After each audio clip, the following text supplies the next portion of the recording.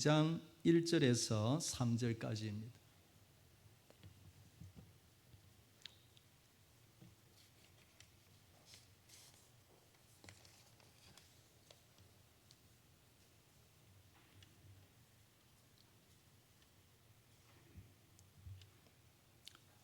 하박국 2장 1절에서 3절 우리 석절인데 우리 자막을 보시며 성경을 보시면서 다 같이 합독하도록 하겠습니다. 같이 읽겠습니다. 내가 내 파수하는 곳에 서며 성루에 서리라. 그가 내게 무엇이라 말씀하실런지 기다리고 바라보며 나의 질문에 대하여 어떻게 대답하실런지 보리라 하였더니 여호와께서 내게 대답하여 이르시되 너는 이 묵시를 기록하여 판에 명백히 새기며 달려가면서도 읽을 수 있게 하라. 이 묵시는 정한 때가 있나니 그 종말이 속히 이르겠고 결코 거짓되지 아니하리라. 비록 더딜지라도 기다리라. 지태제지 않고 반드시 응하리라. 아멘. 교회는 기도하는 공동체입니다라는 제목으로 오늘 본문에서 또 우리 나라의 현실과 또 우리의 상황을 적용해 보면서 말씀을 전하기를 원합니다. 우리가 살아가는 동안 여러분 마음이 힘든 일들이 우리에게 가끔씩 일어나기도 합니다. 어떤 경우는 열심히 살아왔는데 결과가 좋지 않을 경우에 참 마음이 힘들죠. 그리고 우리가 간절한 바람대로 뭔가가 잘 되지 않을 때에도 마음이 참 힘들기도 합니다. 그리고 사회와 나라를 보아도 그런 마음이 들 때가 있습니다. 정의가 무너지는 것 같고 거짓이 진실을 이기는 것 같고 또 불법이 법을 이기는 것, 압도하는 것처럼 보일 때가 있죠. 그런 모습들이 사회 속에 나라 속에 보이면 국민들의 마음이 힘든 것이 사실입니다. 특별히 우리 성도들은 말씀대로 바로 살아보려는 그런 언제나 성령과 말씀에 의해 잡혀 사는 사람들이기 때문에 우리 주변이나 또 사회 속에서 바르지 못한 모습들을 보면 더 힘든 것이 사실은 우리 성도들입니다. 이럴 때 우리 믿음의 사람들, 성도들은 어떻게 해야 할까요? 우리 성도들 믿음의 자세는 어떤 믿음이 우선적이고 어떤 모습이 우선적이고 또 하나님이 원하시는 모습일까? 오늘 이 본문을 통해서 한두 가지 하나님의 교훈을 살펴보고자 합니다. 여러분 배경 설명을 조금 드리면 하박국이 살았던 시대도 참으로 어려운 시대였습니다. 온 나라에 불의가 가득하고 나라는 지금 무너져 가고 있습니다. 그러니 특별히 하나님의 선지자로 부름받은 이 하박국 선지자의 마음은 더 힘들고 사실은 더 고통스러웠겠죠. 이에 하박국은 나라의 불의와 혼란을 가지고 하나님 앞에 나아갑니다. 여러분 1장을 딱 보면 이 기도부터 나오죠. 1장 2절을 보면 여호와여 내가 부르짖어도 주께서 듣지 아니하시니 어느 때까지리까 내가 강포로 말미암아 외쳐도 주께서 구원하지 아니하시나이까. 왜 이렇게 이 나라의 악한 악행을 보고만 계십니까? 이 말이죠. 그러면서 하박국 1장 13절에도 이같이 하나님께 호소합니다.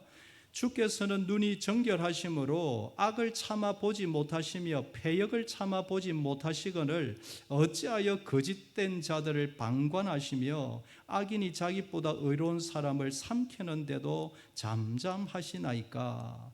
하나님 왜 이 악한 자들 보고만 계십니까? 언제까지 저 악을 그냥 두고 계시겠습니까? 이 말인 것이. 그러니까 무너져가는 나라를 보면서 특별히 믿음의 사람, 기도하는 사람, 이 하박국의 마음은 답답하고 견딜 수가 없었던 것입니다. 그러나 하박국을 보면 외적으로 분노를 쏟아내기보다는 먼저 하나님 앞에 무릎을 꿇었다. 먼저 무릎을 꿇었다. 이 부분을 보아야 하겠죠. 하박국 선지자는 우리가 아는 대로 남유다가 멸망하기 직전의 선지자입니다. 그러니까 586년, BC 586년에 완전히 멸망하지만 이미 600년부터 605년부터 1차 무너지고 2차 무너지고 점점 무너졌습니다. 600년 전후에 하박국이 살았기 때문에 자기 눈앞에서 나라가 망해가는 것을 보았다라는 것이지. 당시 사회는 정의가 무너지고 법이 왜곡되고 권력자들은 그 엉망 같은 나라 속에서도 거짓과 불의가 가득하며 백성들을 참 힘들게 한 것입니다.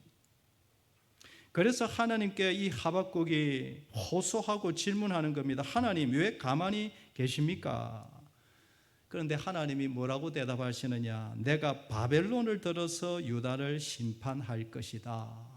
그러니까 하박국이 깜짝 놀라서 또 질문합니다. 하나님, 하필이면 바벨론입니까? 유다도 우리나라도 악하지만 바벨론은 더 악한 나라가 아닙니까? 어떻게 그 악한 나라를 채찍으로 사용해서 이 하나님의 나라, 하나님의 백성들을 징계하실 수가 있단 말입니까? 오히려 하박국은 이게 더 힘들었던 것이죠. 그 질문에 대한 대답이 바로 오늘 2장의 하나님의 대답인 것입니다. 읽었지만 2절, 3절 우리 다 같이 한 번 더 읽어볼까요? 시작.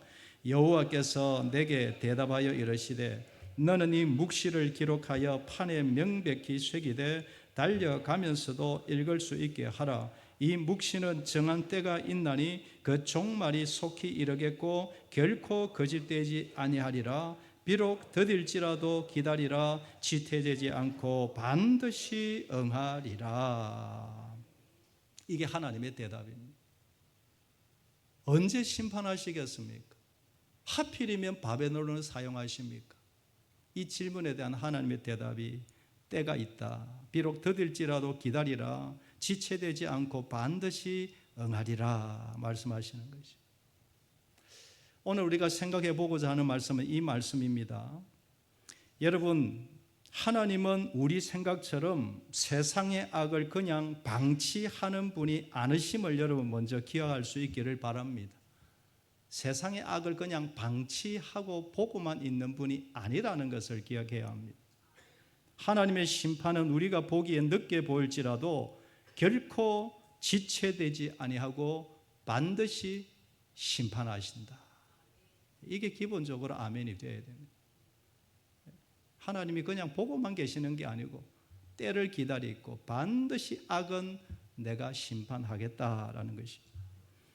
우리는 하나님의 때가 가장 정확한 시기이며 하나님의 방법이 가장 옳은 방법이라는 것을 믿고 또 의지하고 또 믿어야 합니다.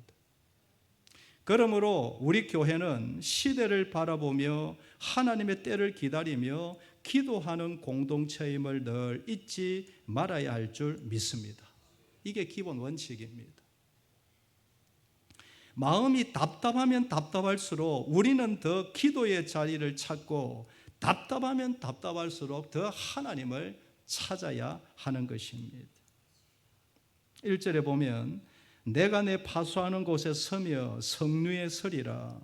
파수꾼은 잠자는 자가 아닙니다. 성벽 위에서 깨어있는 사람이지요. 하박국이 그런 자세였다는 겁니다. 하박국은 기도하는 사람이었고 언제나 나라의 문제를 직시하고 있었습니다. 불의를 보면서 가슴 아파하며 하나님 앞에 나와 기도했습니다. 거짓과 불법을 보며 가슴을 치며 하나님 앞에 나와 기도했습니다.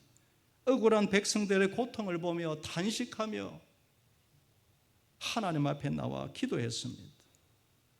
여러분, 이것이 원칙적으로 교회의 모습이고 이것이 성도의 모습이 되어야 할 줄 믿습니다. 이게 원칙입니다.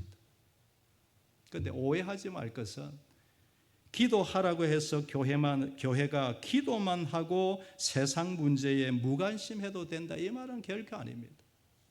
교회는 더 사회를 꿰뚫어 봐야 하고 성도들은 사회에 불의와 불법이 없는지 더 영적인 눈으로 볼 수 있어야 합니다. 말씀을 든 앞에 선 지도자들은 더 그렇게 해야 되겠죠. 나라의 문제를 계속 출시하면서 불법과 거짓이 있다면 외칠 때는 외쳐야 하는 것이죠. 바른 것이 아니라면 그것은 틀렸다고 알려야 하는 것이죠. 그러나 무엇이 우선이며 어떤 자세가 바른 자세인가도 우리가 분명히 알아야 된다라는 것입니다. 지난주에 서울에 있는 한 청년에게서 카톡 사진이 왔습니다. 이미 다 알고 계시는 내용이겠지만 서울에서 투표지 부족 문제와 선거관리위원회의 무책임한 태도에 대해서 20대, 30대 청년들이 항의하는 그런 모습의 사진이었습니다. 어떤 영상이 보내왔는데 수많은 기독 청년들이 함께 찬양을 하며 기도하는 모습도 이렇게 참 고맙게 저에게 영상을 보내주었습니다. 제가 그 친구한테 한번 물어봤습니다. 너가 볼 때에 정치색이 한 몇 프로 보이냐? 순수한 청년들이 모임이 한 몇 프로라고 보이냐라고 물어봤더니만 그 친구가 하는 말이 한 90%는 순수한 20대, 30대 청년들로 보입니다. 나머지 10%는 본인의 느낌이겠죠. 나머지 10%는 이래 여야 이렇게 정치색을 띠겠지만 대부분이 다 순수한 청년들이었습니다. 순수한 청년들의 눈에 볼 때에 너무하다고 생각했던 것이죠. 이렇게 참 엉터리같이 참정권이 침해를 당하고 무책임한 태도에 그냥 넘어가서는 안 된다는 것이. 그 참 순수한 청년들의 자세가 얼마나 좋은가. 저는 우리나라 대한민국 희망이 있다 그런 느낌을 받았습니다. 과정이 잘못되고 무언가 불법적인 것이 있다면 그냥 넘어가서는 안 되죠. 사회적으로 불법과 거짓이 있다면 여야를 떠나서 정치색을 떠나서 특별히 의협심이 가고 정의감에 불타는 청년들이 일어나는 것은 자연스러운 것이죠. 기독교인들이 목소리 내는 것은 자연스러운 것이죠. 그러나 우선적으로 그렇게 하면서 기억해야 할 것은 나라가 힘들고 나라에 어려움이 생길 때 교회와 성도가 가장 먼저 해야 될 큰 사명은 기도하는 것이다 라는 것을 잊어서는 안 될 것입니다. 이미 살펴본 대로 하박국의 마음은 답답했습니다. 이런 불의와 불법, 이런 죄악들에 대한 심판을 빨리 해 주시면 안 되겠습니까? 주여. 그러나 하나님의 대답은 기다리라 말씀하십니다. 3절을 다시 볼까요? 이 묵시는 정한 때가 있나니 그 종말이 속히 이르겠고 결코 거짓되지 아니하리라. 비록 더딜지라도 기다리라. 지체되지 않고 반드시 응하리라. 비록 더딜지라도 기다리라. 반드시 내가 내 시간에 내가 손대겠다 이 말씀입니다. 그러므로 사랑하는 여러분, 이 세상의 모든 역사는 하나님의 시간표대로 움직인다는 것을 큰 원칙을 다시 한번 기억할 수 있게 되기를 소망합니다. 어떨 때는 답답해서 우리 개인의 일도 그렇고 교회의 일도 그렇고 나라의 일도 그렇고 답답해서 우리가 먼저 앞선다고 일이 해결될까라는 거지. 어떨 때는 우리가 앞서다가 하나님의 일을 거르치는 경우는 없느냐라는 것이. 성도는 힘들지만 어떤 일 앞에서 인내를 배우고 때를 기다리며 견딜 수 있어야 하는 것이 성도의 은혜인 줄, 능력인 줄 믿습니다. 노아는 답답했지만 120년을 바보같이 멍청이같이 묵묵히 기다렸습니다. 아브라함은 자녀의 약속을 받았지만 25년을 기다렸고, 요셉은 분명히 꿈으로 몇 번이나 보여주셨는데도 10수년을 기다렸어요. 참 이스라엘 백성들은 메시아를 간절히 소망하며 400년을 기다렸습니다. 믿음은 기다림입니다. 초대교회는 이유도 알 수 없는 수많은 핍박과 억압을 받았습니다. 초대교회 성도들 얼마나 귀한 성도들입니까? 억울하게 죽어갔습니다. 채찍질 당하며 화형대로 십자가의 처형으로 죽어갔습니다.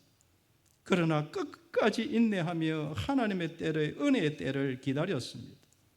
그들은 결국 로마가 무너지기까지 300년 가까이를 인내하며 기다렸습니다. 그 시대의 성도들과 우리의 성도가 다른 게 뭡니까? 똑같은 성정을 가진 사람들인데, 여러분, 이 역사 앞에 우리는 과연 얼마나 기다리는가? 뭐 하지 마라 이런 뜻이 아니고 얼마나 기다리며 인내하며 기도하며 외칠 때 외치더라도 내 속에서 이 불타는 기도가 계속 살아 움직이느냐라는 것이. 우리가 보기에 하나님의 심판이 더딘 것 같아 보이지만 결코 느린 게 아님을 여러분 기억할 수 있기를 바랍니다. 베드로후서 3장 9절에 보면 주의 약속은 어떤 이들이 더디다고 생각하는 것 같이 더딘 것이 아니라 오직 주께서는 너희를 대하여 오래 참으사 아무도 멸망하지 아니하고 다 회개하기에 이르기를 원하시느니라.